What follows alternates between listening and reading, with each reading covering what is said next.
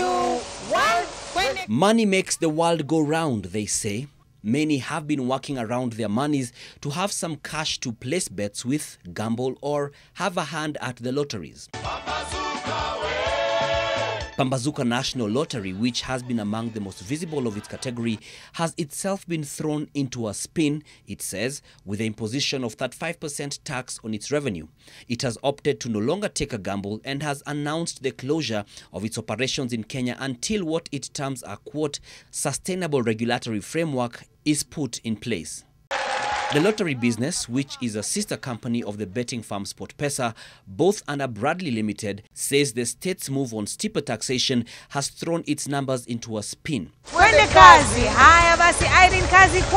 Lottery businesses are subjected to various mandatory payouts, namely, at least 50% of all collections should go to winnings.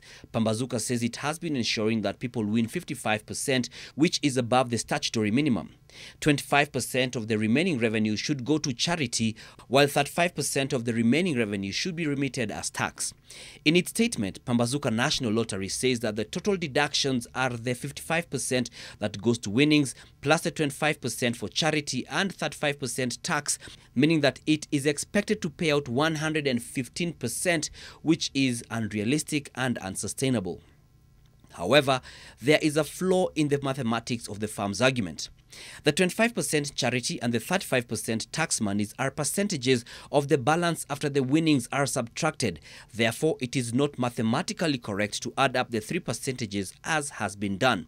So, hypothetically, for a firm that has made 300 million shillings, it would have winnings of at least 150 million shillings, after whose subtraction the other deductions are calculated. Then the balance is what the tax and charity figures are based on.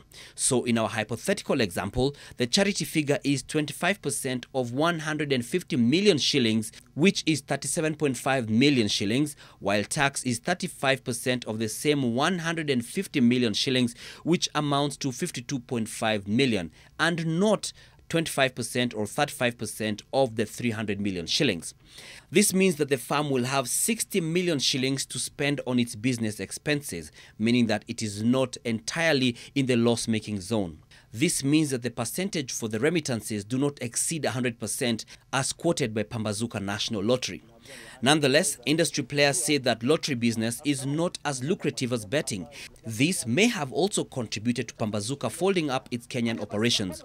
The firm has sent a letter to NTV's general manager, Linus Kaikai, alerting him of the suspension of its commercial activities from the 8th of January 2018.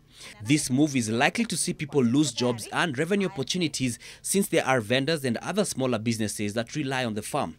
The state imposed the 35% tax last year in seeking to not only make more money off the fast-growing industry, but also tame its social impact, where there are many unfortunate cases of people suffering because of their participation in betting, gaming and gambling activities, and families have suffered and even slept hungry as money for basics is spent on betting and gambling. School fees has been lost to the same, and the examples extend. Further, there has been concern over the growing culture which has now gotten to children, down to the negative effects. Just last month, a 9-year-old boy from Kilifi committed suicide after losing in a game of cards where cashew nuts were the tender. Planning to collect the money. With the biggest player in the market pulling out its different subsidiaries, will the government take this statement as one significant enough to make it take a gamble and change its mind and relevant legislation?